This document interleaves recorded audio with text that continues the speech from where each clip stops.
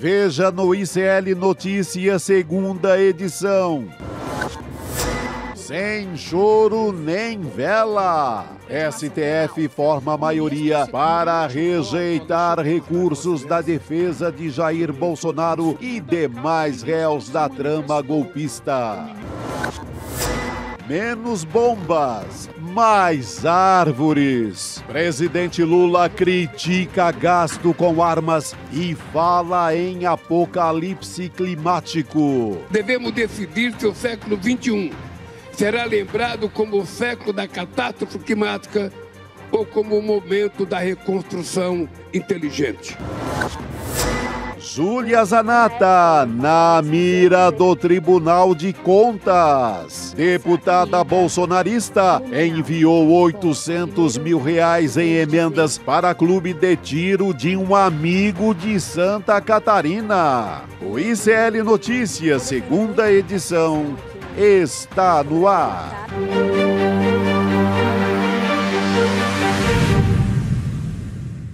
Olá, boa tarde.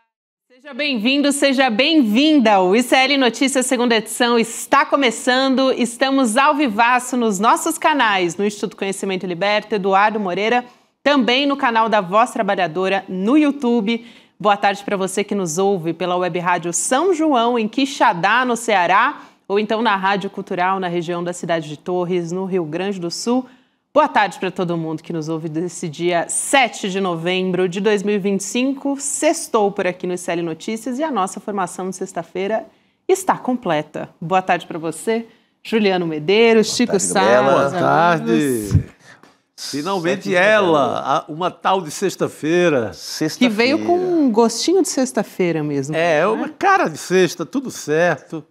É samba, pagode e confusão. É isso, já vou abrir o nosso noticiário dessa sexta-feira nesse clima, trazendo o voto do ministro Cristiano Zanin, do Supremo Tribunal Federal, que formou agora com esse voto maioria para rejeitar o recurso do ex-presidente Jair Bolsonaro contra a condenação de 27 anos de prisão por liderar a trama golpista. Então, o relator do caso, o ministro Alexandre de Moraes, abriu a votação hoje. O voto dele foi pela rejeição desses recursos, inclusive dos demais réus, dos 6 réus desse núcleo 1 da trama golpista. Ele foi seguido depois pelo ministro Flávio Dino e os argumentos do ministro Alexandre de Moraes a respeito da defesa, né, é de que eles reproduzem só inconformismo, abre aspas e fecha aspas para essa palavra que usou o Alexandre de Moraes, com esse desfecho, né, que teve o julgamento ali, sem apresentar de fato nenhuma situação de omissão, nenhuma contradição. Então, o julgamento que está em plenário virtual ainda, até a próxima sexta-feira, falta o voto da ministra Carmen Lúcia, lembrando que o Fux, ele saiu dessa turma. Vazou. Né? É isso aí. Vazou, fugiu o Fux. Mas é isso, mais um passinho, né? Falta pouco, Chico Sá. Falta mais um pouquinho para a gente abrir a Jurubeba, celebrando a justiça sendo feita no Brasil. E Bolsonaro não conseguiu nem no transcurso do processo apresentar nenhuma prova que fosse consistente para dizer que ele não sabia, que ele não tinha envolvimento, ou pior, que ele agiu para que não houvesse a trama golpista. Não conseguiu apresentar nada no transcurso do processo e agora no recurso menos ainda, né? Imagina se vai conseguir apresentar no recurso, Chico, alguma prova de que não estava por trás da articulação golpista depois do trabalho exemplar que o Gonê fez, que o Ministério Público fez, para mostrar toda a trama, passo por passo, etapa por etapa, né? Exatamente. Não, nada de novo agora no recurso.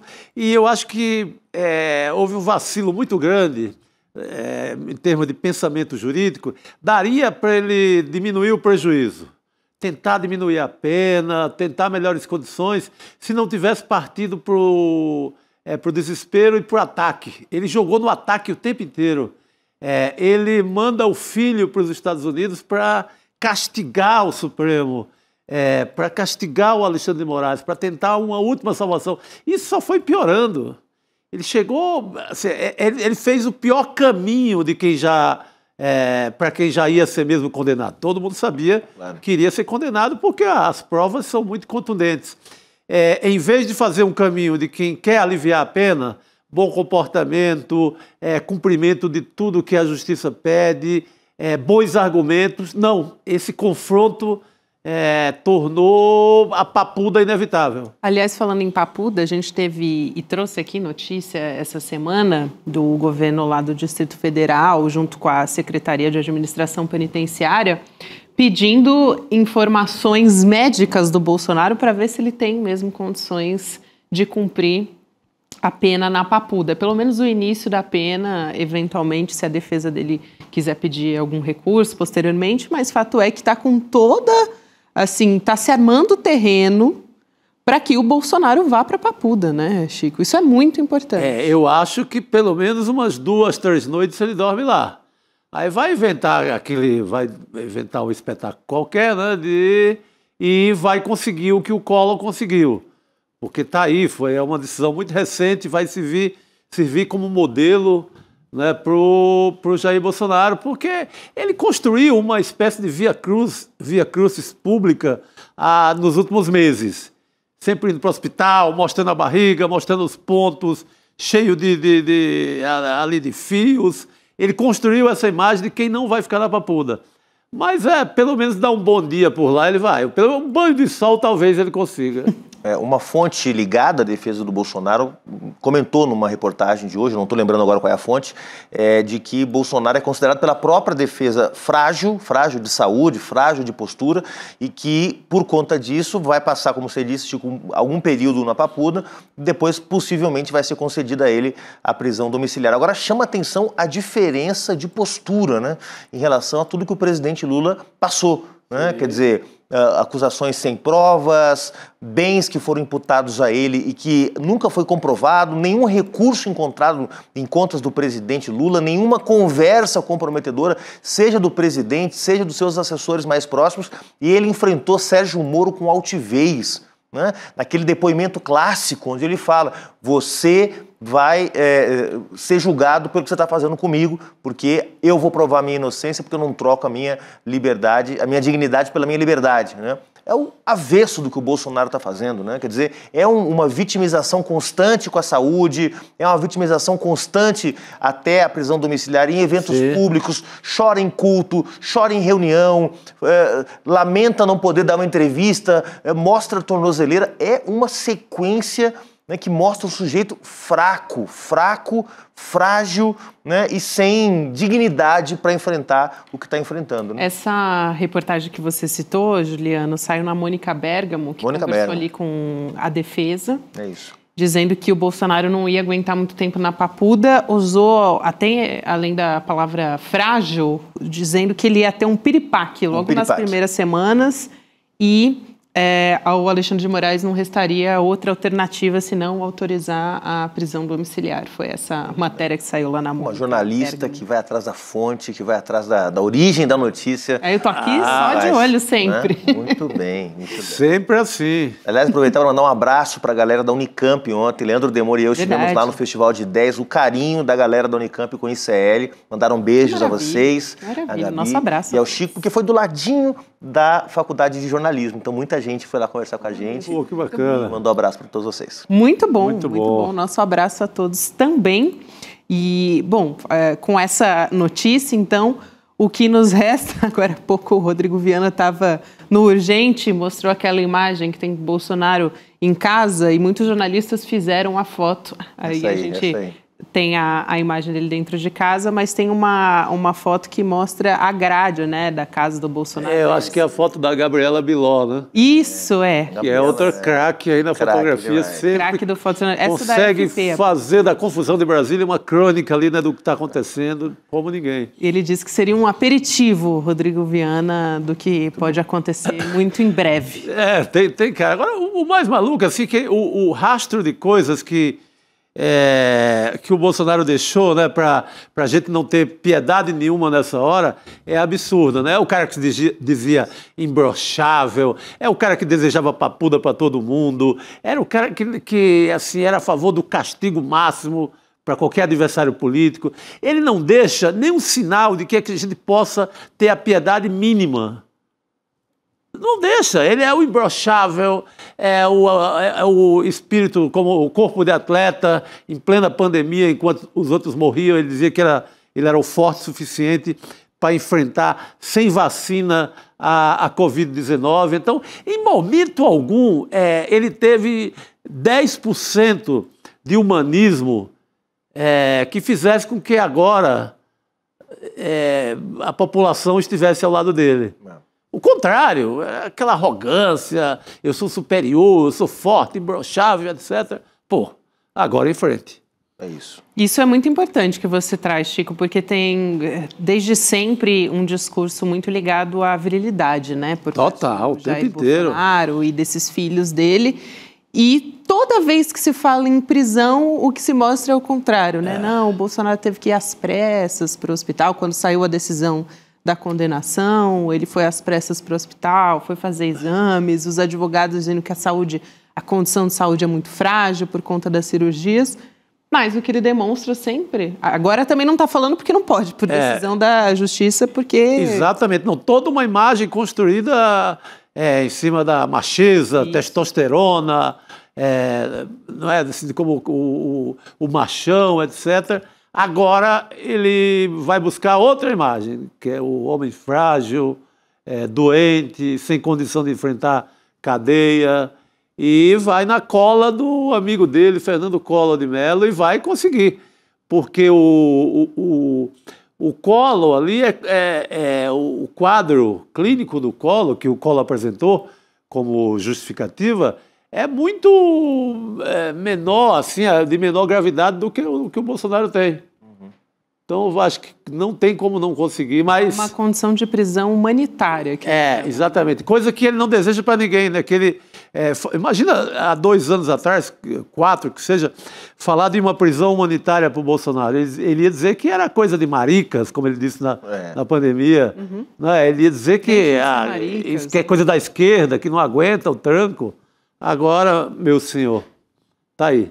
Agora, já dá para sentir no ambiente político do Brasil o bem que faz o Bolsonaro estar ausente, né? Ah, sim. Semanas e semanas sem uma entrevista desse sujeito, semanas e semanas sem ele inventar uma confusão. Nossa, isso é... Eles se engalfinhando entre si, né? Eduardo Bolsonaro gravando vídeo contra o Tarcísio, o Cláudio Castro brigando por uma vaga no Senado no Rio de Janeiro, o Flávio Bolsonaro com a Detone se detonando em Santa Catarina. Exatamente. Quer dizer, o Carlos, melhor dizendo. Então, assim, o ar volta a ficar respirável no Brasil com o bolsonarismo fora de cena. O debate público muda no país quando esses caras saem de cena, é impressionante. E esqueceram também, você falou de Santa Catarina, eles optaram por essas guerras regionais, agora é Santa Catarina, e esqueceram completamente o pleito da anistia. O Bolsonaro vai chegar na Papuda sem ninguém gritar por anistia, como até outro dia. Então, eles abandonaram também o Bolsonaro nesse sentido. Enterrada a anistia. 6 meses, a grande pauta da extrema-direita no Brasil era aprovar a anistia para o Bolsonaro. Está enterrada a anistia, ninguém mais fala nisso. Isso é curioso, porque, Chico, se ensaiou até o Sócrates falar a respeito disso quando a extrema-direita voltou a se colocar nas redes sociais, né, porque estava sem pauta. Com essa história da Operação Letal do Rio de Janeiro, eles se sentiram empoderados, né? Se ensaiou alguma coisa sobre anistia com o Sócrates, mas ele recuou, né? Viu que seria um tiro no pé. Eles substituíram por essa guerra lá em Santa Catarina, a guerra da direita, por a chacina do Rio de Janeiro, eles foram por esse projeto da pedofilia, agora que aprovaram no Congresso. Isso. Eles substituíram por coisas que eles amam também, né? Que é chacina, pedofilia, essa briga lá em Santa Catarina. Eles foram para outras bandeiras e esqueceram completamente o Bolsonaro nesse sentido. O termômetro eleitoral está batendo na porta. A eleição bateu na porta e esqueceram o cara. Todo mundo solta a mão. Como ele esqueceu todo mundo, como ele esqueceu todo mundo, né? Exatamente. Dá até uma música brega, sobre esquecimento, né? Fica a dica. Fica a dica, fica a dica aí para compositores que estão acompanhando o ICL. Fica a dica. Exatamente. Meus amigos sertanejos de Goiânia, por favor. Olha, Chico, tem uma pergunta muito pertinente aqui no nosso chat do Cláudio Palácio, diretamente para você. Pergunta para o nosso Chico Sá, se o Jair for preso ainda em 2025, não pode faltar jurubeba no Natal? Ah, não pode faltar. Essa é uma... Cláudio Palácio. Eu dizia lá no comecinho, com meus amigos muito agoniados, e a audiência apressada por cadeia e tal, e todo mundo mostrando foto de champanhe, vinhos bons que estavam guardando, e eu alertava, olha, tem o tempo da birita e o tempo da justiça. Então, segura isso aí. Chegou a hora, está chegando a hora. Então, óbvio que vai ter jurubeba para valer, né? Chegando a hora. É isso. Tem um outro assunto que eu quero trazer aqui também, além dessa expectativa, o cerco se fechando no entorno do Jair Bolsonaro, que vem também do STF, um reconhecimento por maioria de votos da omissão do Congresso Nacional para regulamentar o imposto sobre grandes fortunas, que é previsto pela Constituição desde 88, né? Só que, ao contrário de outros casos que já foram julgados, não tem um prazo, o STF não impôs esse prazo para que isso seja feito. Então, segundo o ministro Alexandre de Moraes, essa decisão seria uma advertência institucional. Funcionaria mais ou menos assim. Mas o que é importante a gente observar a respeito disso, né? Sobre esse precedente, talvez, que se abre aí no âmbito jurídico, para se colocar de novo essa pauta no debate, né, Juliano? Você até vai trazer um caso do passado aqui para a gente olhar. E também mostrar um pouco como o STF talvez esteja se alinhando à visão do governo sobre a questão da justiça tributária, que é uma pauta muito importante para o governo Lula e que tem sido colocada constantemente. No ano passado, a gente teve uma decisão importante sobre isso. Talvez depois do tarifaço, que foi o grande fato político do ano no Brasil, o segundo grande fato foi, sem dúvida nenhuma, a batalha em torno da reforma tributária, em particular da reforma do imposto de renda. Então, esse foi o tema que polarizou desde lá da derrubada do decreto do presidente Lula sobre o IOF, né? Uma votação de madrugada, no meio da semana das festas juninas. Depois daquilo, o governo foi para a briga, o nós contra eles, ricos e pobres, e fez avançar até a aprovação, na semana passada, pelo Senado, da proposta de reforma do imposto de renda. Mas o imposto sobre grandes fortunas é, de fato, um tema que historicamente está presente na agenda das esquerdas e que mesmo os governos do presidente Lula, da presidenta Dilma, não conseguiram empurrar, né, não conseguiram colocar para frente. Então, talvez esse ano tenha sido o ano com mais avanços em termos de reforma tributária em todas as gestões lideradas pelo PT. No ano passado, só para quem está nos acompanhando, há dezenas de propostas de regulamentação do imposto sobre grandes fortunas, quase todos de deputados do PT, do PSOL, do PCdoB, ou seja, nesses 40 anos quase da promulgação da Constituição, muitas propostas foram apresentadas para regulamentar. Eu tenho esse dado aqui, posso te complementar? Ótimo. Tem um estudo sobre esse assunto, né, do ano passado, da FGV, Fundação Getúlio Vargas, que foi divulgado pelo Valor, mostrando que mais de 50 projetos de lei do Senado e da Câmara foram apresentados, isso entre os anos de 1989 e 2023, mas nenhum foi aprovado. Mais de 50. A última tentativa, eu peguei o dado aqui, foi no ano passado. No ano passado, no marco da aprovação da reforma tributária, que foi aprovada em duas etapas, né? Primeiro, a criação daquele imposto de valor agregado, o IVA, né? Que vai passar a valer nos próximos anos. E, além disso, teve uma emenda parlamentar, uma emenda ao projeto de lei, ao relatório da reforma tributária, para a instituição do imposto sobre grandes fortunas, emenda do deputado Ivan Valente, uma alíquota de 0,5% para fortunas entre 10 milhões e 40 milhões. Gente, 0,5% de imposto anual para fortunas entre 10 e 40 milhões de reais. Sabe como foi a votação dessa emenda, Chico? 262 votos contra 136 a favor. Os mesmos 136 de sempre. PT, PSOL, PCdoB, Rede, PV, PSB e PDT. É o que tem. Todos os demais partidos, o Centrão em peso votando contra a proposta de emenda do deputado Ivan Valente, foi votada no dia 30 de outubro do ano passado. Foi quando começou a ser votada essa segunda parte da reforma tributária, que agora concluída com a votação do imposto de renda. Como é bom ter memória, né, e trazer essas informações aqui para a gente ter a perspectiva de como está agora, né, Chico? Exatamente. E isso sempre foi muito tabu, né? Está lá na Constituição e era um tabu nacional. Tinha a própria esquerda com medo de falar sobre isso, porque estava sempre em eleição, tinha que conciliar um pouco ali com todo mundo para fazer frente ampla, e a própria esquerda ficava envergonhada para pronunciar esse tipo de coisa. Agora você vê que o mundo está sintonizado com essas histórias. Isso. Vê agora a eleição em Nova York, uma cidade bacana e tal, cosmopolita, está lá o tema. A própria COP, né? A COP também está em fundos da COP. Então, é um assunto que é um grande assunto do mundo inteiro. Como é que vai resolver essa desigualdade sem fim? Vai ter que começar a cobrar imposto dessa turma aí que ganha, dessa turma do bilhão e até do trilhão, no caso do Elon Musk e tal, e a turma do milhão no Brasil, que é muita gente e que é muito dinheiro. Agora vale destacar que o STF, como a Gabi me lembrou bem, não foi as últimas consequências, né? Vocês têm 6 meses para regulamentar esse imposto, como fez em outras oportunidades. Estamos dizendo aqui que deveria ter regulamentado. Sinalizando.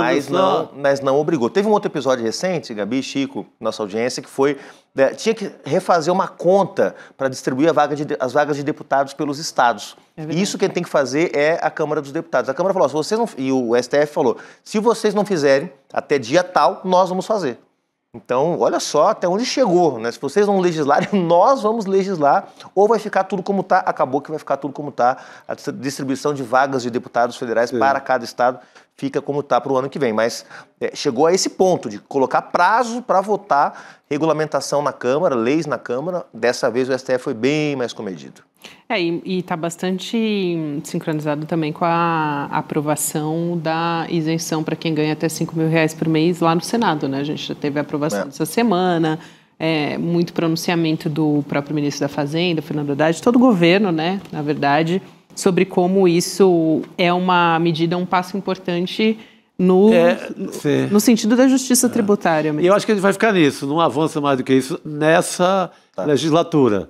Com esse Congresso aí, eu acho que isso Nessa composição já foi muita coisa. Já foi uma vitória sem fim, porque... Tem uma pesquisa da USP, né, que diz que, de fato, o imposto sobre grandes fortunas nem seria exatamente a medida mais eficaz hoje para a arrecadação. Seria uma medida moralizante, né? Moralizadora do sistema tributário, porque é um absurdo grandes fortunas não pagarem imposto no Brasil. Exato. Mas que, em termos de arrecadação, seria realmente mais eficiente taxar lucros e dividendos, e ter outros ajustes no sistema tributário, como a progressividade da tabela do imposto de renda. Isso ajudaria mais a arrecadação do governo do que o próprio imposto sobre grandes fortunas, cuja a previsão é de 70 milhões de arrecadação ao ano. 70 milhões para as necessidades do Brasil é pouco. Muito pouco. Ainda é pouco. É bem observado. E você estava agora há pouco, Chico, você acha, né, que chamou a atenção para esse fundo, ou foi você, Juliano, sobre a COP30? Sim. A gente vai falar, claro, a respeito disso. Teve mais um discurso hoje do presidente Lula que aconteceu numa sessão temática na COP, né, sobre a transição energética, e ele criticou o gasto com armas, falando em apocalipse climático. Então a gente vai assistir essa fala e volta a conversar a respeito disso. Vamos lá. O conflito na Ucrânia reverteu anos de esforços para a redução da emissão de gás de efeito estufa e levou à reabertura de minas de carvão. Gastar com armas o dobro do que destinamos à ação climática é pavimentar o caminho para o apocalipse climático. Nesta COP, os negociadores devem buscar entendimento. E nós, os líderes, devemos decidir se o século XXI será lembrado como o século da catástrofe climática ou como o momento da reconstrução inteligente. Só lembrando, Juliano, como a gente estava falando aqui nos bastidores, a gente ainda está na semana anterior à abertura da COP, que tem as lideranças de diversos países que estão reunidas, né? Então é a cúpula dos líderes antes da abertura oficial. Gabi, a fala do presidente ontem e hoje foram falas muito precisas apontando o problema. O problema é os países ricos precisam colocar o dinheiro para financiar a transição.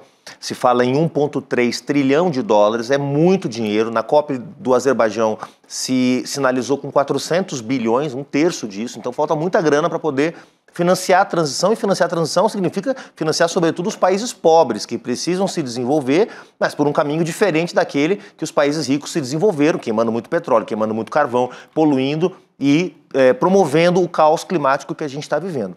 E hoje também chamar atenção para o que significa o gasto militar também é muito importante. Mas vejam a imagem do presidente Lula hoje. Quem está do lado do presidente expressando essa grande contradição que o Brasil vai enfrentar durante toda a COP, não tem jeito. Todos os jornalistas estão perguntando a mesma coisa, de esquerda, de direita, de centro, para o presidente Lula e para os seus assessores, porque nessa imagem que a gente viu, quem está do lado dele, Alexandre Silveira, o homem do lobby da mineração, o homem do lobby do carvão, o homem do lobby do petróleo, ministro de Minas e Energia, do PSD, do Kassab, e do outro lado, Davi Alcolumbre, o homem do lobby do petróleo na Amazônia. Então, fica uma imagem contraditória na medida em que o Brasil reconhecendo, através da ministra Marina Silva, da ministra Sônia e do próprio discurso do presidente Lula, que nós estamos caminhando para um colapso climático. E colapso climático, pessoal, não é colapso dos rios, das florestas, da biodiversidade, é da vida humana também, viu? E com isso, caminhando para esse colapso, abrir uma nova fronteira de exploração de combustíveis fósseis, quando toda a ciência, todo o movimento socioambiental aponta que é necessário descarbonizar as economias, incluindo a nossa, abrir uma nova fronteira de exploração petrolífera, sobretudo na Amazônia, é uma baita de uma contradição que está sendo cobrada do Brasil. O Brasil tinha a opção de entregar a licença do IBAMA antes ou depois da COP, foi pressionado pelo Davi Alcolumbre para poder viabilizar a indicação do Jorge Messias e retirar a candidatura do Pacheco, né, ao Supremo Tribunal Federal, e com isso o Brasil acabou antecipando, o governo antecipou a outorga da licença para a pesquisa da Petrobras. E só para você que está nos ouvindo, pesquisa da Petrobras, porque uma vez encontrado o petróleo lá, esses poços vão para um leilão da ANP e qualquer multinacional, porque é isso que diz a lei brasileira, qualquer multinacional, Exxon, Chevron, Shell, podem explorar o petróleo da Amazônia. Então, para você que está iludido achando que é a Petrobras, então o petróleo vai ficar aqui, vai ser bom para o Brasil, vai desenvolver a região, saiba que não é assim que funciona, porque os leilões da ANP, lamentavelmente, jogam esse petróleo da concorrência internacional. É muito importante, só reforçando o que você está falando, contrariando pareceres técnicos do IBAMA, né? Depois voltaram atrás e aí liberaram, ainda que tenham tido quase 30 pareceres técnicos, segundo reportagem da Soma Uma, que tem um foco bastante importante em meio ambiente. Chico, eu queria ressaltar esse ponto que o Juliano destacou sobre essa contradição. A gente falou muito sobre isso aqui ontem, o Lula usou a palavra contradição no discurso dele ontem. Porque admitiu, né? Ele sabe que a realidade é essa. A foto de estudo, né? Ontem não era o Alcolumbre, mas era o Hugo Mota. Sempre essa foto vai... Não. Que é a foto dessa amplitude aí do que... Só que o pior da foto é que ela não entrega no Congresso nada. Normalmente não entrega. Tem que ser quase na marra, né? O Alcolumbre mesmo, ele acena para tirar o Pacheco da jogada, mas esse assunto continua. Não foi resolvido. Então, essa turma demora muito a entregar quando entrega. E cobra caro. Cobra muito caro. É isso. Só ressaltando aqui também mais uma fala do presidente Lula falando sobre essa contradição. Ele até falou em direcionar parte dos recursos da exploração do petróleo para a transição energética, né? É importante, porque, Gabi, olha só, no ano passado, mais de 300 bilhões de dólares foram gerados de receita da exploração petrolífera no Brasil. Petrobras e outras companhias privadas também. Desse, sabe quanto por cento foi investido em transição? 0,16%. Não é 1,6% nem 16%, é 0,16% de toda a riqueza gerada com a exploração de petróleo, que gera gás de efeito estufa, que vai para exportação, foi investido em energias renováveis. Então tá certo o presidente Lula que tem que usar esse recurso para energia renovável. Qual é a contradição? É dizer, só que para isso eu vou ampliar a exploração de petróleo. Aí é contradição. Para ter mais dinheiro e daí ter mais dinheiro para transição. Aí não fecha a conta, entendeu? É aquilo que você... Eu vou exportar mais soja, mais boi para fazer reforma agrária depois. Não dá, gente. A conta simplesmente não fecha. É isso aí, Juliano. Muito obrigada. Obrigado você. Professor. Vamos pensar nessa sexta-feira. Eu vou estar a partir de segunda-feira em Belém do Pará, então também entrarei aqui no N2, no N1. Excelente. Quem me chamar, N1, N2, aqui. Elga, Luzia, atenção diretoras. Elô, me chamem. Elô da produção. É Alô, isso aí, pessoal. Juliana. A gente te espera por aqui também. Vai ser muito importante você trazer as informações pra gente. Boa viagem, Bom fim de professor. semana. Aproveita Belém, que aquilo é bom, hein? Valeu. Rodrigo Viana chegando aqui Chegando. para conversar com a gente na sexta-feira. Rodrigo, bem-vindo. Boa, garoto. Estava aí um pouco confuso com minhas mensagens e tal, né? O Rodrigo chegou rindo, ele não se aguentou. A gente Não. vai ter que contar no ar esse bastidor, senão ninguém vai entender nada. Não. É que o Rodrigo, ele tem, assim, de tempos em tempos, Chico, acontece, assim, O quê? uma coisa meio misteriosa. Eu saio Que gravando áudio no celular. Ele sai gravando áudios de, às vezes, 1 minuto, hoje foi até menos, Tem né? 10 O segundos. perigo é grupos mandar aqui do trocado, né? jornalismo. Mandar esses áudios trocados. Mas é né? áudio que não tem nada. Eu tava tomando um café ali, Isso, apertei aí o botão ele deixa do no áudio. bolso, Ah, entendeu? tá. E aí a gente sempre responde áudio, concordo. Por aí Beleza, vai. é isso aí. Não se aguentou. Hoje a gente teve esse. Eu adoro esses momentos que acontecem. É um mistério, né, Rodrigo? A gente não sabe como é que. Como é que O meu esses celular dados tem vão vida parar, própria, né? ele tem vida própria. Isso, é isso. Como diria a Laura Coach, é o pocofone. Que a É gente isso aí, tem o aqui. meu pocofone. Eu e o Rodrigo temos pocofone. Muito bom. Falando nisso, não em pocofone, mas em tecnologia, a gente vai ter nesse final de semana o lançamento do novo livro do Eduardo Moreira, falando sobre realidade fragmentada em que a gente vive, sobre as nossas relações mediadas pela inteligência artificial. Então, a gente vai ter o lançamento do É Só um Jogo. E se nada disso fosse real, o novo livro do Edu Moreira, que, aliás, já teve finalista, né? Outros livros, né? Que foram finalistas do Prêmio Jabuti. Então, ele está prestes a lançar mais esse livro. Vai ser no dia 9, é domingo agora, dia 9, 8 horas da noite. Você pode se inscrever em icl.com.br/livro para poder ter desconto, né? Porque quem assistir durante o lançamento e, de repente, adquirir o livro, tem desconto durante o Desconto evento. e autógrafo. Não é pouca Ô, coisa. louco! É. Aí é muito bom, muito bom. A gente chega por aqui trazendo outros assuntos, por aqui também. E parece que nossa convidada já está a postos, não é isso, Ricardo Gouveia, que estava me avisando aqui, o nosso diretor, no meu ponto. A gente vai chamar a deputada federal Érica Hilton, do PSOL, que é autora da PEC que propõe o fim da escala 6x1. Deputada, seja muito bem-vinda, é um prazer te receber.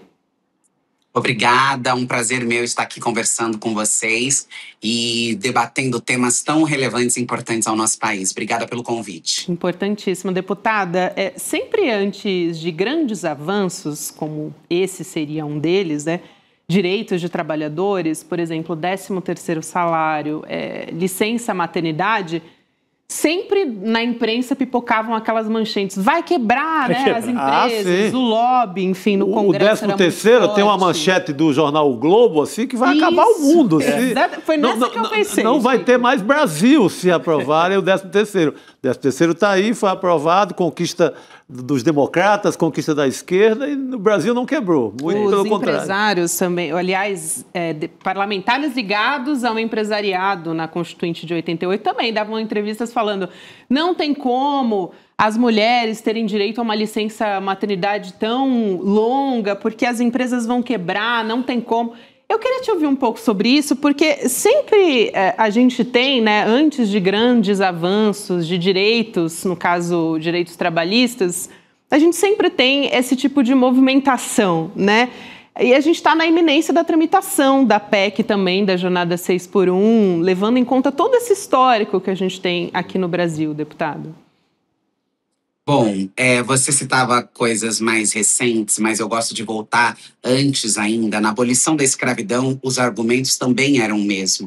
De que se abolir a escravidão, nós teríamos uma quebra da economia, uma derrubada da economia, uma destruição do país. O mesmo Globo do 13º fez uma matéria muito tendenciosa numa capa de domingo, não me lembro do qual domingo, recente, uma matéria recente, falando da queda de 16% do PIB com a redução da jornada de trabalho, que é por si só um absurdo quando a gente pensa, por exemplo, na redução do PIB durante a pandemia, que não chegou nem perto disso. Essa é uma conta que não se faz, que não se para de pé, é realmente tendenciosa, porque demonstram que, na verdade, o pano de fundo dessas argumentações preocupação não é uma preocupação econômica, não é uma preocupação com a economia, porque nós também estamos preocupados com a economia. Nós não estamos fazendo um debate leviano, vamos reduzir sem olhar para o pequeno, sem olhar para as questões, para os setores e as suas especificidades, sem olhar para tudo aquilo que é interessante. O pano de fundo dessa discussão é a manutenção da precariedade de alguns grupos que, para determinadas elites, não merecem tempo de descanso, não merecem melhor remuneração, não merecem dignidade. É uma herança colonial mesmo, desse período escravocrata, que algumas pessoas precisam trabalhar até a morte para não chegarem a lugar nenhum.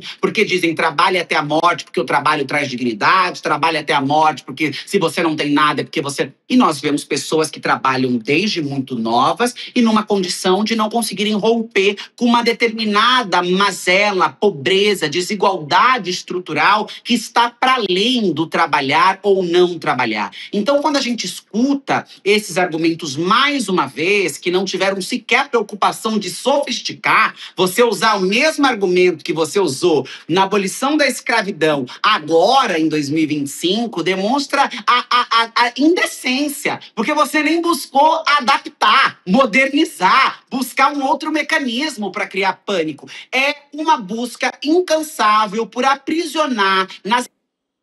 Opa, a gente teve uma interrupção aqui na internet da deputada federal Erika Hilton. Voltamos, deputada.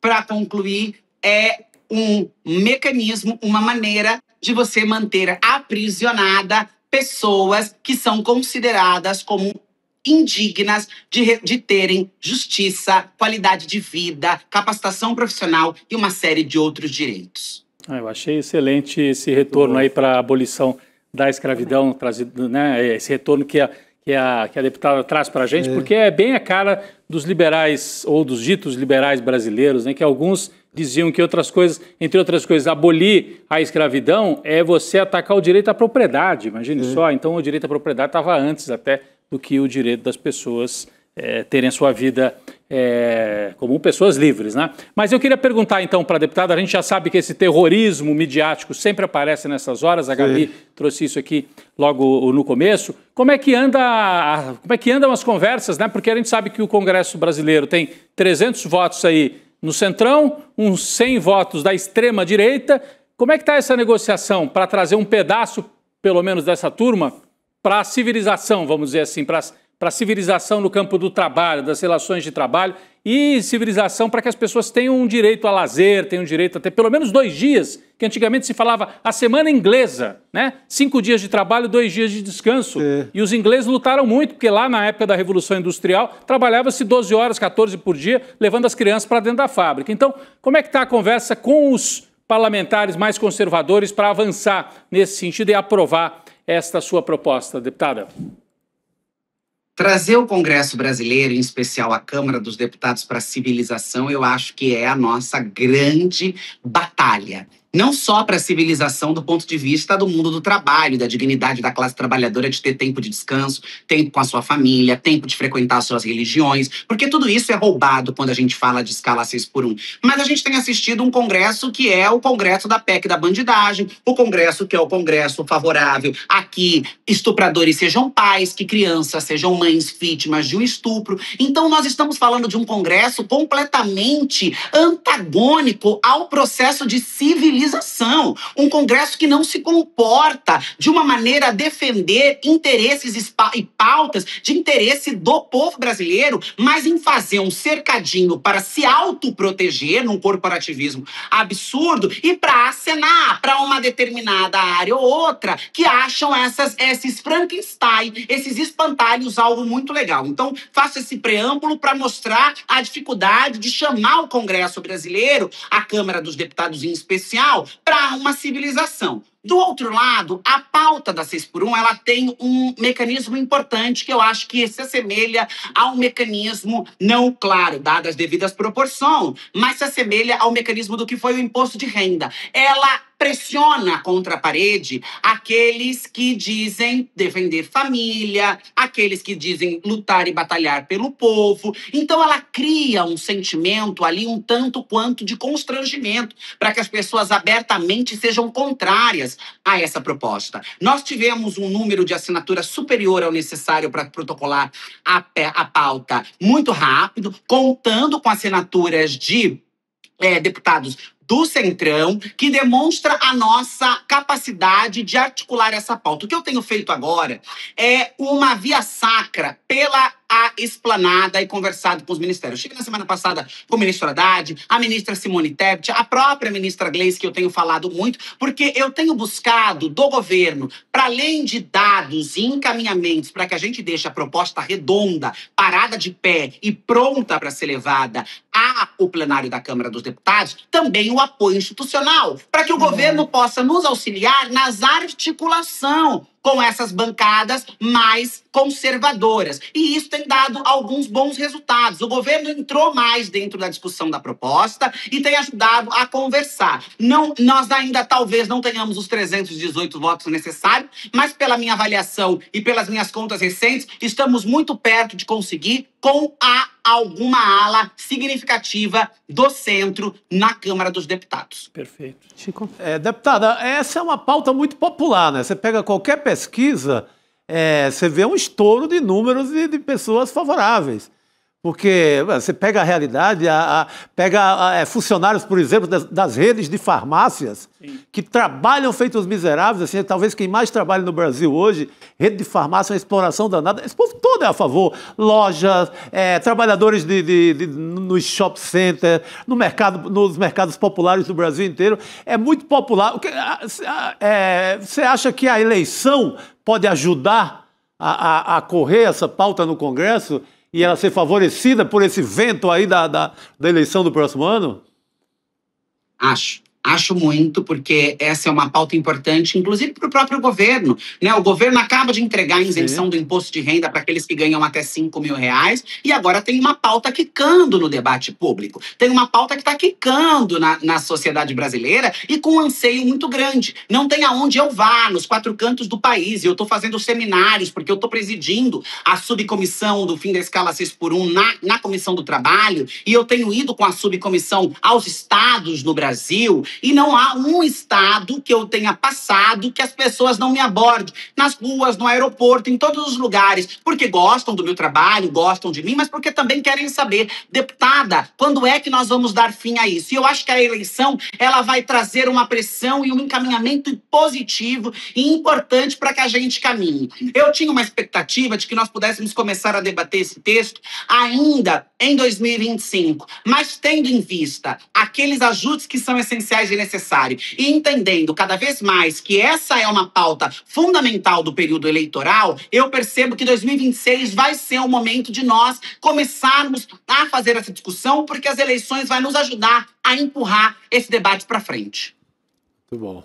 Deputada, eu também queria aproveitar uma fala sua a respeito dessas tratativas com o governo. Recentemente, a senhora conversou com o ministro Fernando Haddad, da Fazenda, também se reuniu com a Simone Tebet, ministra do Planejamento.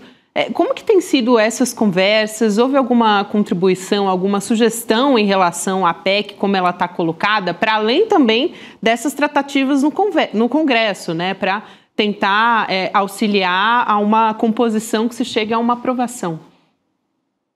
Sim, as conversas foram muito positivas. Nós estamos, inclusive, encomendando desses ministérios alguns estudos específicos de impacto, de setores particulares que têm as suas realidades. E os ministérios têm sido muito parceiros nesse sentido, né? Tanto a ministra Simone Tebet quanto o ministro Fernando Haddad apontaram um caminho, se colocaram à disposição, disseram da importância da pauta para o governo, de que sim, o governo está se debruçando sobre isso. Me apresentaram alguns dados que eu ainda não posso tornar público, porque são dados muito incipientes, não são conclusivos, mas já fazem parte de estudos, em especial no planejamento, que trata dessa questão, né, o impacto e etc., os mecanismos. Agora, eu devo falar com o ministro Márcio França também, porque tem uma questão, né, o dono da lanchonete, o dono do mercadinho, aquele pequeno empreendedor, aquele pequeno empresário empresário não tem uma realidade dos grandes conglomerados de empresas e nós precisamos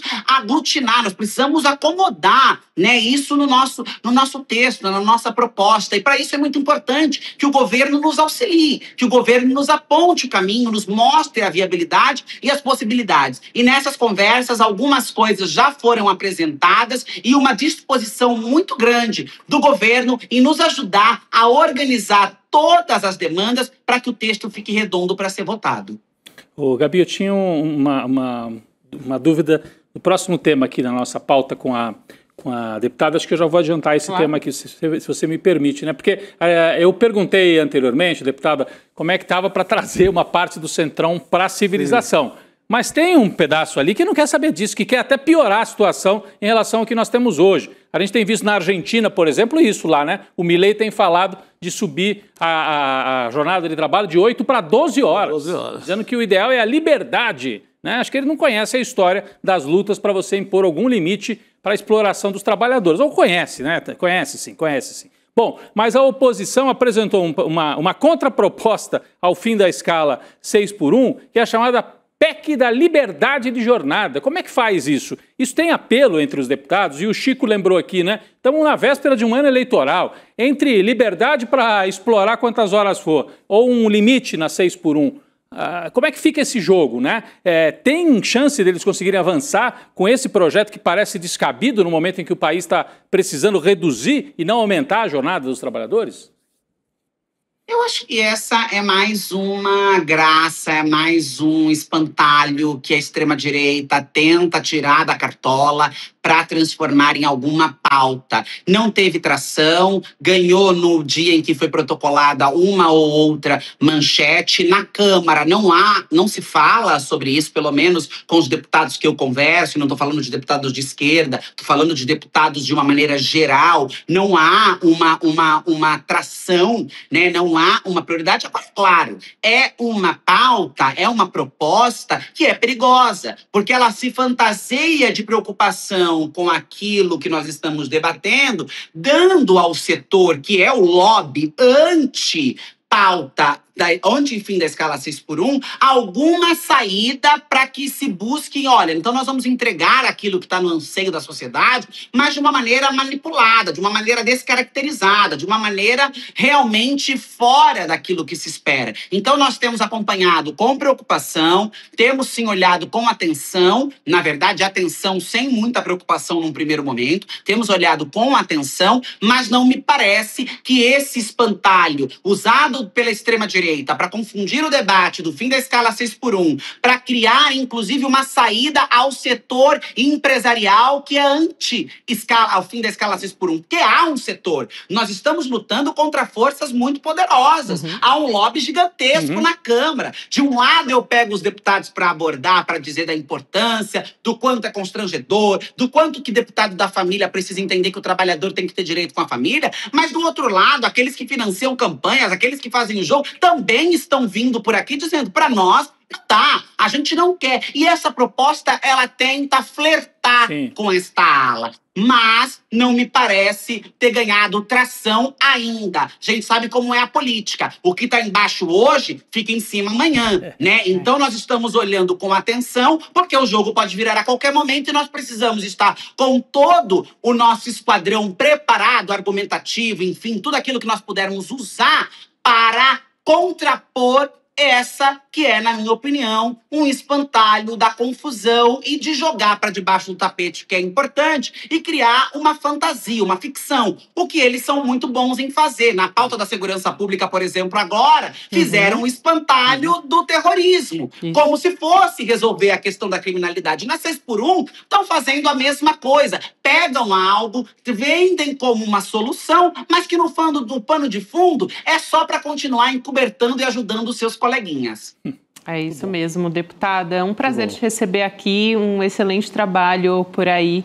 É um prazer te receber. Um abraço, deputada. Até uma próxima oportunidade. Prazer meu, um abraço, ótima tarde. Boa noite. Deputada federal Erika Hilton, autora da PEC que propõe o fim da escala 6x1, conversando com a gente aqui no N2. Eu fico curioso para saber se, até queria, se isso ainda avança esse ano ou vai ficar para o começo do ano que vem, né? Porque O ano já está bem no eu acho fim, que no né? próximo ano, no embalo da eleição. É isso que você falou. Acho que nesse caso o calendário eleitoral favorece muito essa proposta, né, Chico? Seria um belo avanço, né? A organização, a OIT, a Organização Internacional do Trabalho, fala nisso há séculos. Mais gente vai trabalhar, sabe? É muito importante. E essa história do projeto, da PEC da liberdade, olha como é que é, né? Como é que é a extrema-direita... Os nomes são revertidos. Os nomes são... Os caras são sacana. Eles sabem trabalhar. Da Paz, Exato. É isso, Consórcio da Paz para defender a matança. PEC da liberdade para defender o direito de explorar. Né? Não, cada trabalhador pode escolher livremente quantas horas ele quer ser explorado. Pode ser 16 horas por dia, basta você querer. Que maravilha, né? Então parece uma coisa boa. Mas, assim, é claro que é uma disputa no campo da chamada ideologia, né? Você introjetar, colocar para dentro daquele que está sofrendo a exploração a ideia de, opa, então eu vou defender isso. É uma disputa pela mente das pessoas. Disputa pelos corações imensos. Eu vou defender trabalhar mais e ganhar menos. Coitado do empresário. O cara me falou que é legal isso. Parece que é legal. Né? Agora, isso que eu achei um ponto importante, tem que dialogar bastante com o pequeno empresário, aquele que gera 3, 4 empregos, que esse fica preocupado, e é uma preocupação mesmo. Imagina se você é dono de um restaurante, de uma pequena loja, não estamos falando das grandes redes, né, Chico? Sim. De organizar as suas escalas. Mas o sujeito tem uma pequena loja, um pequeno comércio, tem 3 funcionários. Ele fala, como que eu vou ter que contratar mais um? Será que eu consigo, não consigo? Você sabe, Rodrigo, que a ministra Simone Tebet falou sobre isso nas conversas que eu tive com ela, que poderia ser, eventualmente, nessas conversas que a Erika Hilton tem tido com o governo, poderia ser criado, por exemplo, um incentivo visando justamente o pequeno. Esse pequeno. Até eu, que não sei de nada, eu já tenho a solução para isso. Fala, Chico, qual é? Tem 17 setores aí, bilionários, que é isento de tudo, que é inclusive a mídia. Não paga o imposto sobre folha de pagamento. Tira um pouquinho desse setor de 17, do baronato aí, dos grandes industriais, etc. Tira e resolve o problema da padaria, do dono de bar, do pequeno comércio, que realmente vai precisar de uma ajuda. Talvez ele enfrente dificuldade no começo dessa história. Depois a vida avança e anda. Como o 13º, como tudo isso, que hoje o pequeno paga, todo mundo paga. Eu fico pensando nisso, justamente. Quem tinha uma padaria lá em 1960, 13º, nossa, a Volkswagen vai conseguir pagar, mas eu não vou conseguir pagar o 13º. Né? Eu acho que esse cuidado, né? Cobrir no primeiro momento... O pequeno. Nessa largada, segurar a onda do pequeno e tirar desse... tem cara aí de setores bilionários com isenção de impostos. É demais. Esses pagam e a padaria é liberada.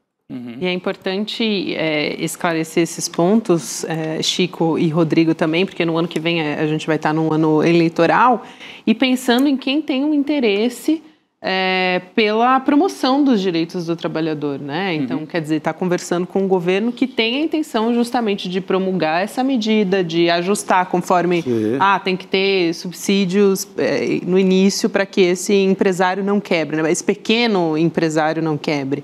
Então, esse tipo de coisa acontece com governos que estão interessados, né, em incentivar o trabalhador, enfim, uma jornada mais humana com esses trabalhadores. Eu quero trazer uma outra pauta, aqui falando, já que a gente está falando aqui de governos, né, mais progressistas, de extrema-direita, a gente tem uma informação que vem a partir do Tribunal de Contas de Santa Catarina recomendando que as emendas enviadas pela deputada federal, a Júlia Zanatta, do PL, sejam investigadas pela Polícia Federal e pelo Ministério Público Federal. Então, você está vendo aí na sua tela a deputada Júlia Zanatta, ela fez uma aplicação de uma emenda de R$800 mil num clube de tiro de um amigo dela na cidade de São José, na Grande Florianópolis. Esse valor, qual que é a alegação, né, para destinar esse valor? De que pagaria um curso de formação, aprimoramento e especialização. O Chico aqui do meu lado deu uma risadinha. Porque acho que estão aplicando. Quer aplicar? Essa palavra é boa, aplicação. Ela aplicou legal, né? Pelo amor de Deus, não vai para cima da gente. E o que ela está justificando, né? Contrato de curso de formação, aprimoramento, especialização em táticas operacionais da Guarda Municipal de São José. Só que o Tribunal de Contas apontou que essa pesquisa de preços ali para o contrato foi deficiente, com indícios de direcionamento. indício de direcionamento. Mesmo se fosse cumprir isso, já está direcionado. É para beneficiar o amigo, né? Exato. Aí inventa essa linguagem toda. Quem tem que treinar a guarda municipal para qualquer coisa, inclusive para tiro, que agora a guarda municipal está armada até os dentes, não é o amigo do clube do tiro. Sabe? Não é. É gente especializada, é alguém que trabalha nessa história. Não é uma deputada, ela não é uma vereadora, ela é uma deputada federal. Exatamente. E isso não é uma, assim, aí é outra licitação. Ela quis incluir isso aí e a prefeitura também no meio da história e combinar que a prefeitura vai beneficiar o amigo. Eu acho que ela podia mudar de nome, né? Júlia Mamata. Júlia Mamata, total. Júlia Mamata. Eu acho que é o momento de mudar o nome dela. Perfeito. Santa Catarina está no centro dos escândalos aí da extrema-direita. Eles estão brigando entre eles, mas nesse caso também é bom para eles ficarem espertos, né? Para o público lá de Santa Catarina que bate no peito e fala: nós somos conservadores, defensores da família, dos bons costumes e tal. Que moral que tem a Júlia Mamata? Ou Júlia Zanata, para bater assim e falar: eu sou defensora da moralidade pública. Que a extrema-direita avançou nos últimos anos no Brasil dizendo que ela era antissistema, o Bolsonaro em 2018, eu sou contra o sistema. E carregou com ele várias candidatas e candidatos, principalmente homens, mas algumas mulheres, estapafúrdias, bizarras. Essa aí fez da marca dela essa, como é que é? Essa tiara de flores. De flores. Eu digo bizarra, não porque nesse caso tem uma relação com a extrema-direita europeia, que ela nega, mas é muito claro, né? Sim. E ela ficou famosa por causa disso. Se fosse só a tiara, não tinha problema. Agora ela está famosa por ter mandado 800 mil para um clube de tiro do amigo dela. Então, que defesa da moralidade é essa, deputado Zanata? Ela está defendendo a moralidade quando ela fala mal da galinha pintadinha, né? A galinha pintadinha. A galinha pintadinha é comunista, que vai doutrinar as crianças, aí ela se preocupa. Mas aí é que está, Gabi, Rodrigo, a esperteza da extrema-direita. Eles enganam o povo com essa história de mamadeira de piroca, galinha pintadinha, eles jogam ali uma fumaça. É o espantalho que é. E, na verdade, o que eles querem é a emenda de 800 mil para o amigo. Mas joga ali essa cortina, joga a fumaça na frente, chamando galinha pintadinha de comunista, e aí todo mundo vai lá, se embeleza, corre. A gente, inclusive, corre ali para dizer: oh, que absurdo! E eles lá na miúda, na moita, passando dinheiro para amigo de clube do tiro. Tem a Zanata passando dinheiro, a Mamata, para o clube do tiro em Santa Catarina, e o Abílio Brunini acusado de entregar dinheiro. O Abílio Brunini, outro deputado da extrema-direita, bizarrão, que fazia escândalo lá na Câmara, virou prefeito de Cuiabá desse jeito aí, e agora está sendo acusado, além de quebrar a prefeitura de Cuiabá, ele está sendo acusado de não conseguir gerir as contas, está sendo acusado de ter direcionado dinheiro da prefeitura para uma clínica veterinária. 656 mil reais. 650 mil reais, então é 800 mil da Zanata para o clube de tiro e 650 mil do Abílio Brunini para a clínica veterinária de um sujeito que fez campanha eleitoral para ele. É sempre isso. Em nome da defesa do mundo animal. E eu fico pensando, eu olho para o Brunini e eu só penso em mundo animal. Total, ele totalmente é o próprio. respeito aos animais. Aos animais, é isso aí. Então ele faz ele joga a mesma coisa, vem com aquelas coisas surreais da extrema-direita, mas na hora H o objetivo é isso. Pegue o prefeito de Sorocaba, o tal do Manga, essa semana também... Afastado, né? Afastado do cargo. O que é que ele fazia? Aquela moralidade toda, inclusive estava em Brasília fazendo lobby para a votação do projeto da pedofilia.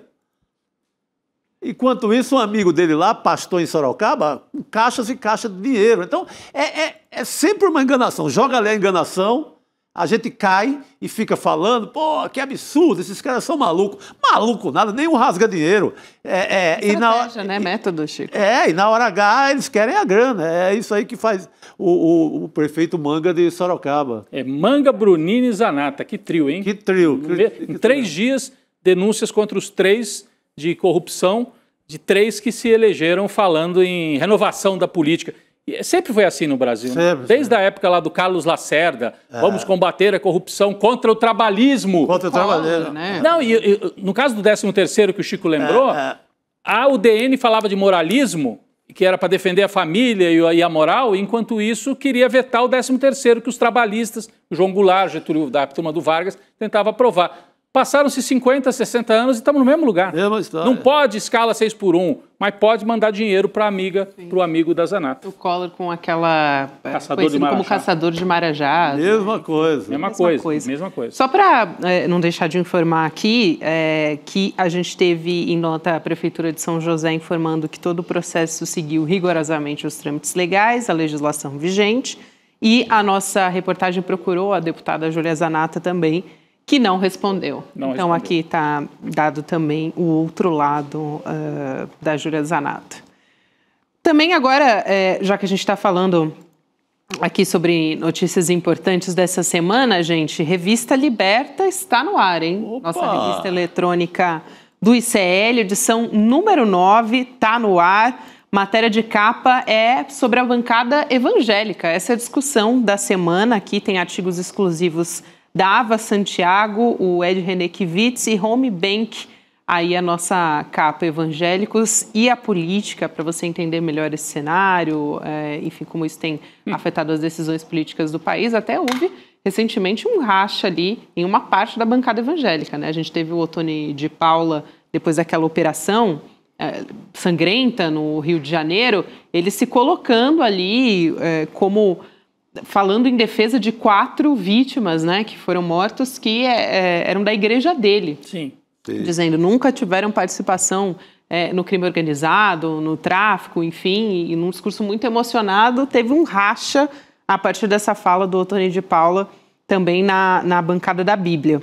E tem outros artigos também, o Jamil Chad, falando da ONU, falando de COP30, tem muita coisa boa na Revista Liberta. Muito bom. Não, esse mundo evangélico, ele vai chegar na eleição do próximo ano muito diferente do que foi na eleição agora de 22, que mostrava que estava inteiramente, 100% fechado com o bolsonarismo. Está muito rachado e tem o racha do racha. Tem, por exemplo, o Malafaia...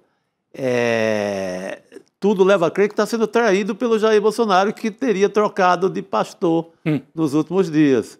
Foi para outra denominação. Então, quando eu falo do Bolsonaro, é Bolsonaro, Michele, porque o Bolsonaro diz que tem 1000 religiões ao mesmo tempo. 1000 times de futebol e 1000 religiões. Ninguém sabe o que o homem é. Mas, então, não é mais aquela turma 100% fechada com o bolsonarismo. Isso. Eu acho até uma pena que uma igreja se submeta, as igrejas todas evangélicas se submetam a essa guerra, né, política. Claro.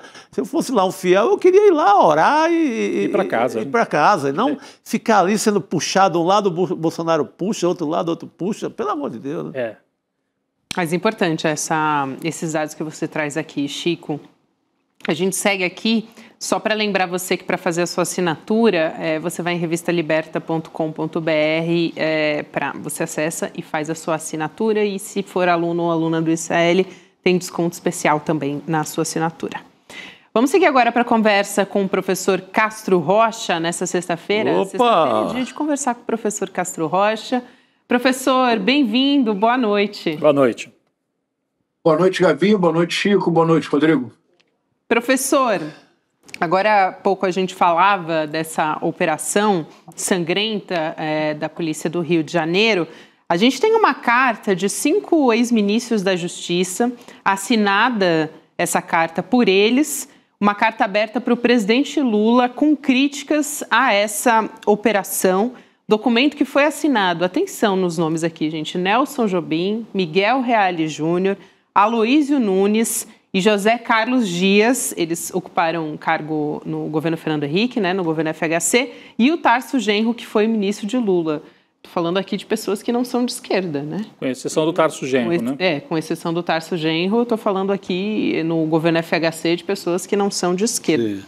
E eles sugerem que o presidente assuma o comando pessoal e diretamente de uma secretaria especial da Presidência da República para enfrentar a crise da segurança pública no Rio. Vou ler aqui um trechinho dessa carta em que eles estão criticando a operação do governador Cláudio Castro.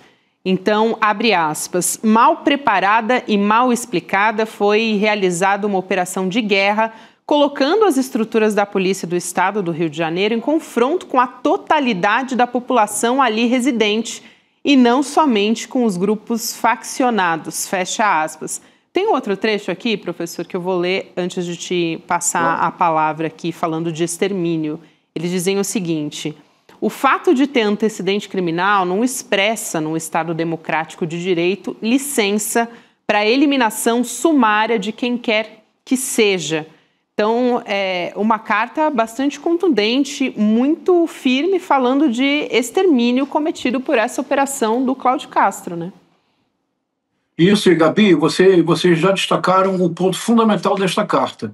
Não apenas ela é uma carta firme, mas serena, mas é uma carta assinada por 4 nomes muito importantes.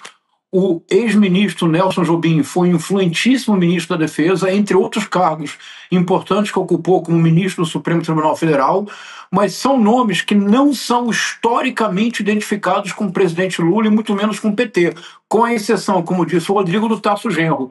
Essa carta, Gabi, ela tem um potencial de ser o princípio de uma nova frente ampla para 2026, porque nós precisamos nos colocar no lugar da extrema-direita. É preciso pensar a partir do ponto de vista da extrema-direita. Gabi, quando o governo começou, o que dizia, por exemplo, o senador Ciro Nogueira? Era o tic-tac, porque o Brasil vai falir.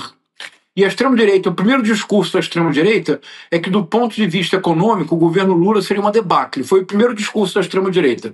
Resultado objetivo: o ministro Fernando Haddad deu uma entrevista anteontem com dados muito, muito expressivos.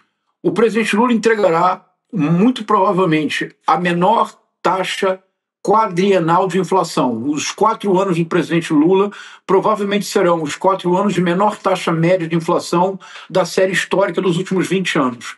Entregará o menor índice de desemprego, o maior índice de novos mercados de postos de trabalho com carteira assinada. O PIB brasileiro, o provável é que na série histórica dos 4 anos do presidente Lula, o PIB cresça entre 9% e 10%. Recordando, Gabi, que de 2022 a 2012, o crescimento médio anual do PIB brasileiro foi 0, ou seja, não cresceu. O Brasil voltou a ser, ano passado, a 8ª economia do mundo. Durante o governo Bolsonaro, caímos para 10º, depois para 12º. Ou seja, não somente o Brasil não faliu, como as indicações do ponto de vista econômico são muito mais favoráveis do que jamais se imaginou.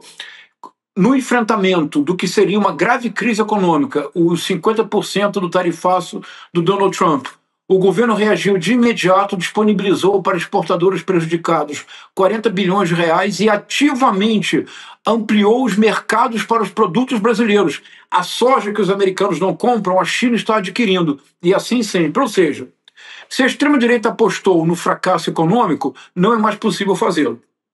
2. Se a extrema-direita apostou de maneira clara num Congresso que cercearia o governo da Frente Ampla, que impediria o presidente Lula de levar adiante os seus projetos, com a última tentativa da PEC da blindagem, nós voltamos às ruas e derrotamos o Congresso. A primeira grande campanha midiática das redes sociais que o campo progressista realmente conseguiu um gol de placa foi a campanha Congresso Inimigo do Povo. Me acompanha, Rodrigo, Chico e Gabi? Sim, sim. Toda a estratégia da extrema-direita que preparava para 2026, todas fracassaram. Todas, Chico, não teve uma que tenha triunfado. O que é que sobrou, Gabi? Só sobrou uma coisa: segurança pública. Não sobrou nada além de segurança pública. Por isso, a extrema-direita começa a fazer algo desde agora, que é trazer o nome do Nayib Bukele e aumentar ao máximo a situação que nós vivemos, para que todas as conquistas do governo Lula desapareçam diante do que seria, então, o apocalipse à segurança pública. A sugestão destes 5 nomes, reiterando que 4 nomes são nomes historicamente identificados ao ex-presidente Fernando Henrique Cardoso e ao PSDB, o que aumenta muito a importância e a relevância desta carta. Eu espero demais, Gabi, que o presidente Lula converse com a ministra Gleisi Hoffmann, converse com seus auxiliares e que, no máximo, no início do mês de dezembro, o presidente Lula anuncie a criação de uma Secretaria Especial de Segurança Pública associada diretamente à Presidência da República e que isso favoreça a aprovação imediata da PEC da Segurança Pública, que desde abril está no Congresso.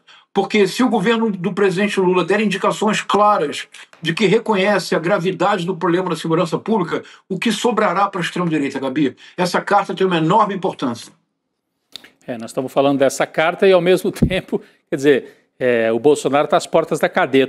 Eu estava pensando nisso, né? Assim, como é que eles tentam mudar a pauta, né? O professor Castro Rocha, Chico trazia, eles foram errando ou pelo menos quebrando a cara, né, em várias apostas. Vai dar tudo errado na economia, não deu.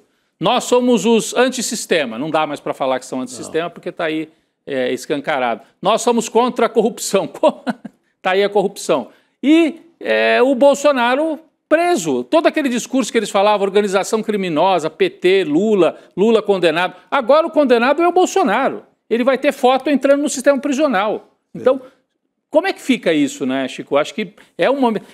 Mas a gente tem a impressão, semana passada a nossa turma aqui estava muito preocupada. A direita já ganhou esse debate. Para mim não está dado isso, não. Assim, tem muita lenha para queimar. E essa carta mostra isso, não?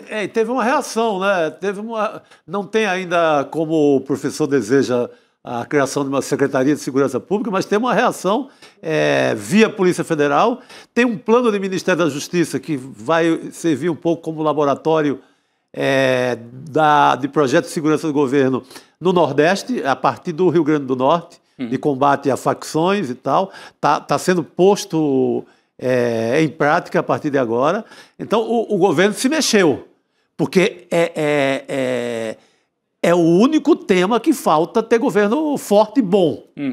Não é? O governo atende em todas as outras áreas, o governo é um sucesso em todas as outras áreas, mas está faltando o governo nesse debate. Mesmo sabendo que é uma atribuição constitucional das secretarias estaduais de segurança pública. Sim. Mas não dá mais para ficar dizendo isso, que é só o Estado que tem que cuidar, os estados e suas secretarias que tem que cuidar da polícia, etc. Não dá mais para ficar falando isso ou com desculpa. Tem que entrar no debate e no tema e agir. Sem dúvida. Não dá... porque acho que se resolve isso... agora, acabei de falar da fragmentação, viu, professor, das forças das igrejas evangélicas no Brasil, que não são mais uma unanimidade dentro do bolsonarismo. Estão fragmentadas.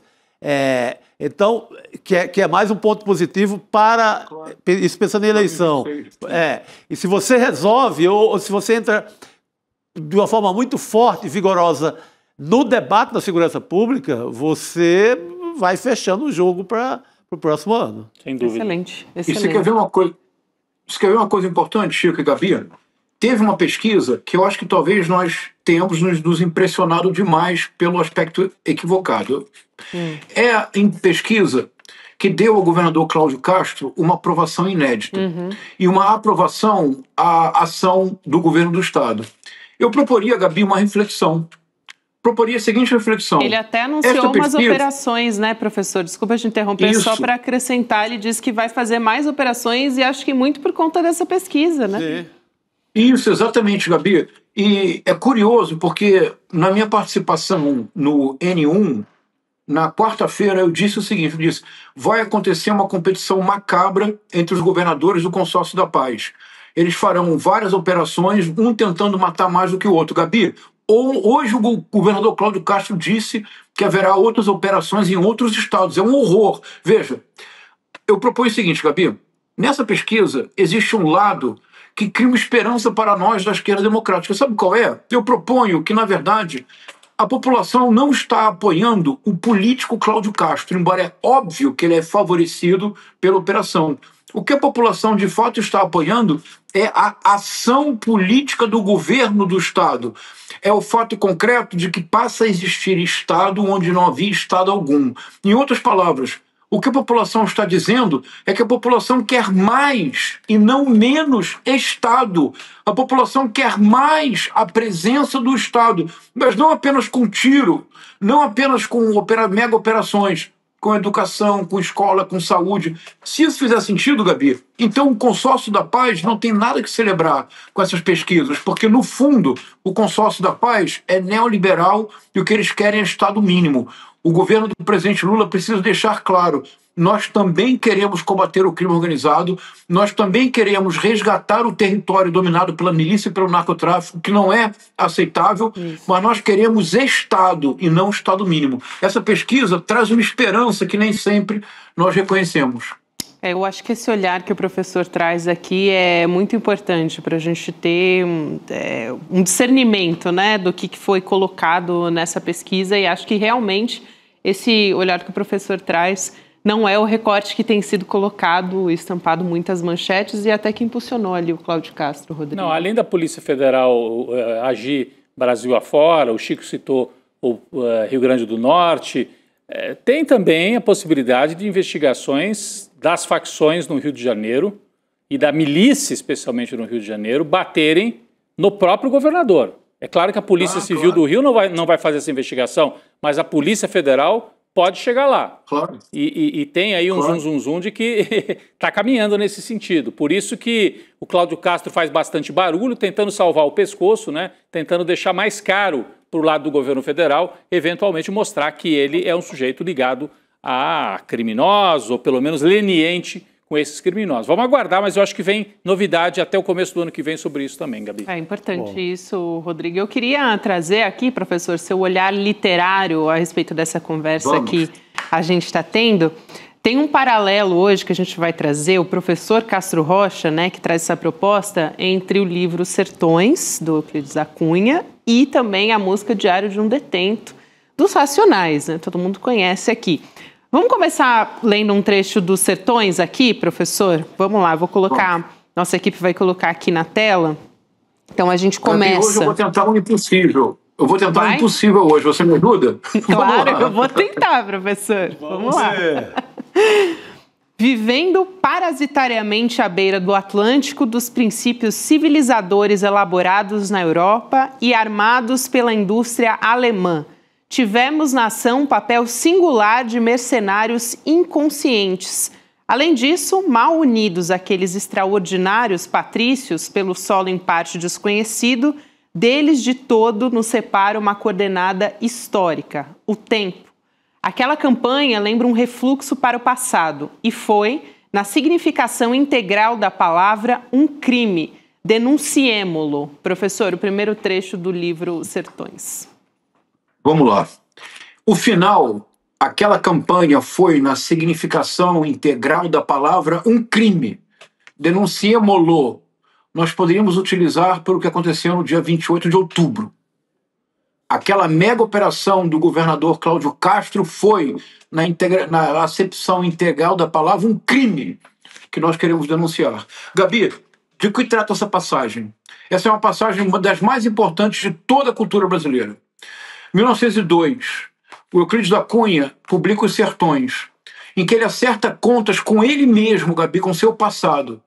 A campanha de Canudos aconteceu entre os anos de 1896 e 1897 e todos os canudenses foram exterminados, sobraram pouquíssimos. Alguns poucos que conseguiram fugir, foram todos massacrados. O Antônio Conselheiro, cumprindo a verdadeira função de um líder messiânico, tendo tido a chance de abandonar o Canudos, o arraial de Canudos, ficou até o final, orando com os fiéis e morreu no arraial de Canudos. O Euclides da Cunha, Gabi, quando ele era jornalista na província de São Paulo, futuro estado de São Paulo, publicou um texto, que foi um texto fundamental para criar uma noção de que em Canudos havia um desejo de voltar-se à monarquia, e o exército republicano foi mobilizado para destruir Canudos. Não era verdade. A difusão da fake news de que Canudos era uma tentativa de voltar à monarquia, Gabi, foi feita por quem? Pelo Euclides da Cunha. Ele sai de São Paulo, chega em Salvador, começa a se informar sobre a realidade da Bahia. Ele se aproxima do Monte Santo, ele se aproxima do Arraial, e os artigos que ele manda para a província de São Paulo começam a mudar. Ele começa a dizer, não, mas a resistência dessa gente é heróica. Eles não têm condições objetivas de resistir, e, no entanto, eles lutam até o final. Esses homens se agarram aos canhões como se estivessem lutando pelo último momento de suas vidas. E ele reconhece que o sertanejo é, antes de tudo, um forte. E ele diz, esses extraordinários patrícios, os sertanejos, que lá em São Paulo ele desprezava e consideravam que eram todos fanáticos.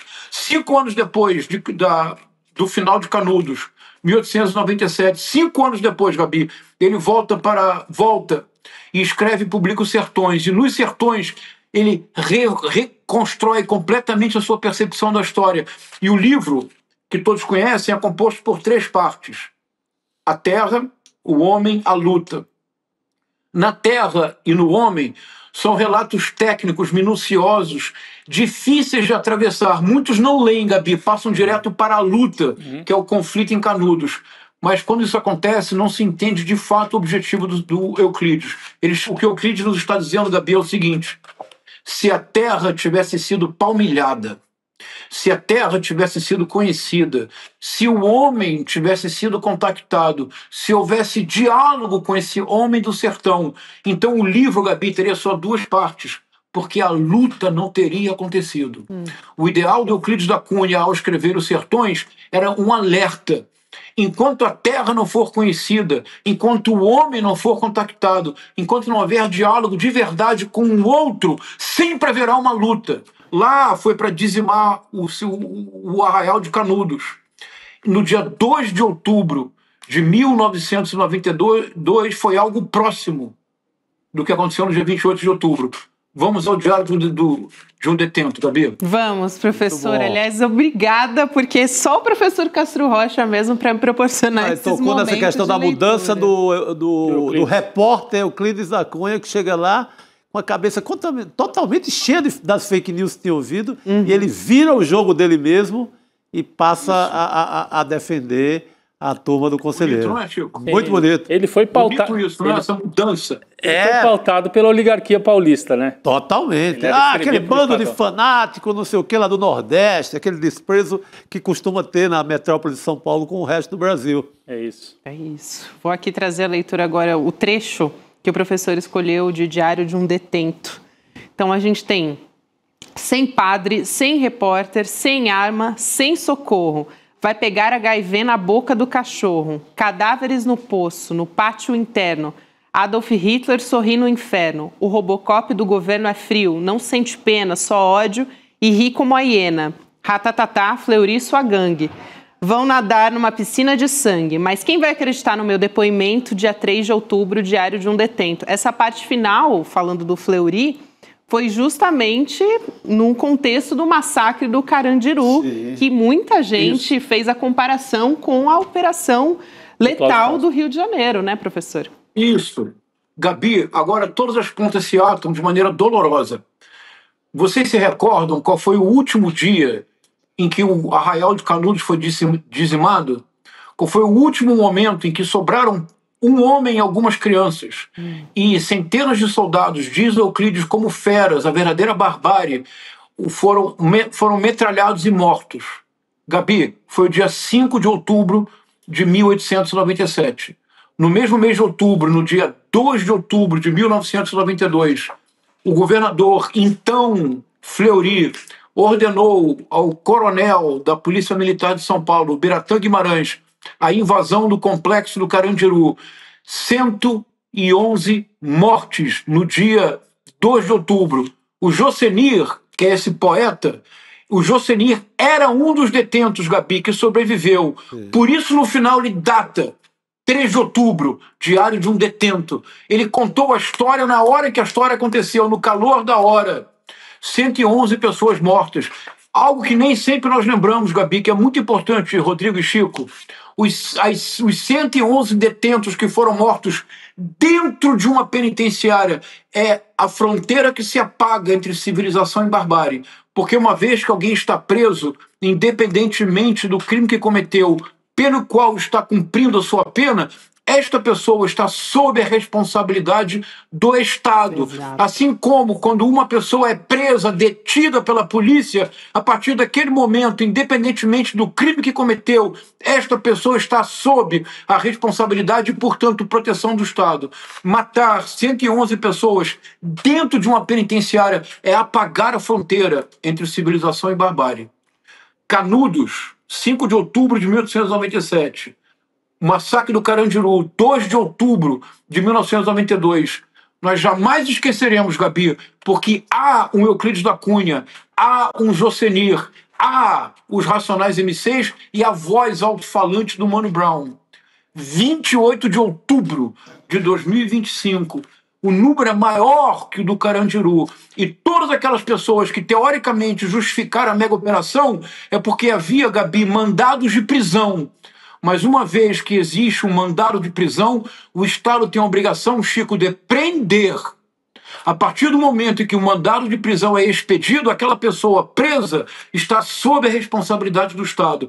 Por isso a carta tão importante dos 5 ex-ministros da Justiça.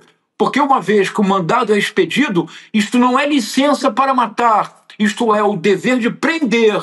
Vale dizer, escoltar a pessoa em segurança para uma penitenciária ou para uma delegacia. Mas, Gabi, nós vamos precisar, para o 28 de outubro de 2025, nós vamos precisar de outra voz literária, de outra voz artística. Nós vamos precisar de um Euclides da Cunha, de um Jocenir, de um Mano Brown, para que nós não esqueçamos o que aconteceu no dia 28 de outubro de 2025, isto é, ontem. Excelente esse paralelo, professor. Muito obrigada. E é muito triste também ver que a gente não aprendeu nada, né, com a nossa história, olhando para o Carandiru, para o massacre, e fez algo ainda muito pior tantos anos depois. E que repete também, igual o Rio agora, em popularidade. As pesquisas também apontavam que era um sucesso do Fleury. Isso. Exatamente. Exatamente. Professor, muito obrigada. Uma ótima sexta-feira, é sempre um prazer ter você aqui com a gente. Obrigado. Obrigado, Gabi. Obrigado que conseguimos o impossível hoje. Obrigado. Opa, boa noite. Muito bom, você professor. Consegue, mais professor. uma vez. Sempre consegue o impossível aqui boa na noite. N2. Obrigado. Obrigada. Boa noite. E a gente está falando de sexta-feira, tem Cine CL, hein, de sexta-feira, com o Duda Leite. Vamos assistir o que tem para a sessão de cinema de hoje? Vamos lá. Minha dica de hoje é o documentário britânico O Homem que Sabia Demais, de Michael Oswald, sobre o espião Colin Wallace. O Homem que Sabia Demais é a história de um ex-oficial da inteligência militar britânica envolvido em operações psicológicas na Irlanda do Norte, chamado Colin Wallace. Ele espalhou notícias falsas, criou um pânico em torno de bruxaria, difamou políticos e tentou dividir e gerar conflitos entre comunidades, organizações e indivíduos. Após a exibição, eu vou conversar com a jornalista Isabela Boscov, que é fã de cinema desde que se entende por gente. Até lá e boa sessão. Aí, então, a Isabela Boscov, que é muito conhecida, né? Sim. Do cinema aqui, sempre fazendo críticas. É uma das nossas principais críticas de cinema do país. Com certeza. Vamos nessa, então, acompanhar a exibição de O Homem que Sabia Demais. Aliás, tem um grupo exclusivo do CineCL também, que é o icl.com.br/cinegrupo. É um grupo do WhatsApp, aí você pode receber spoiler, o link da sessão também e outras informações sobre o filme. Você já recebe aí direto no nosso grupo do Zap. Sextou então, Chico? Opa, agora sim, né? Vamos liberar? Vamos liberar. Já que o professor deu uma aula de história, eu vou dar uma breve aula sobre a Jurubeba. Ela vira bebida nacional também na Bahia, 1920, em Feira de Santana, quando ela vira vinho pela primeira vez. Então, Jurubeba também é cultura, tá liberado. Claro que é, Chico Sá. Chico Sá é sempre cultura aqui no E viva a Feira de Santana, que deu essa belezura ao Brasil. Viva a Feira de Santana, é isso aí. Rodrigo, então semana que vem a gente está de volta. Chico Sá também. Semana continua aí, a gente já está em novembro, hein, gente? Vamos que ainda tem muita coisa para caminhar. Opa! Já ir a caminho da Papuda. Isso. Aí é outro drink especial. Vamos beber mais Jurubeba quando vier esse dia. Vamos nessa, pessoal. Boa noite. Até semana que vem a gente vai estar de volta. Você fica com o Cine CL agora. Tchau, tchau. Fala pessoal, tudo bem? Leandro Demore aqui para dar uma notícia incrível. O ICL tem sua própria revista digital, a revista Liberta, um novo espaço de jornalismo profundo, crítico, com a nossa cara, feito para quem quer entender o Brasil e o mundo além da superfície. Na revista Liberta, você vai encontrar os maiores articulistas e colunistas com análise sobre política, cultura, atualidades e, claro, muito pensamento crítico. Esse vai ser o nosso espaço semanal de reflexão em profundidade. Faça agora mesmo a sua assinatura. Acesse icl.com.br/revista. E se você já é aluno ou aluna de algum curso do ICL, tem um benefício especial para fazer parte disso com a gente. Um desconto exclusivo para garantir a sua assinatura. Revista Liberta é o ICL em profundidade.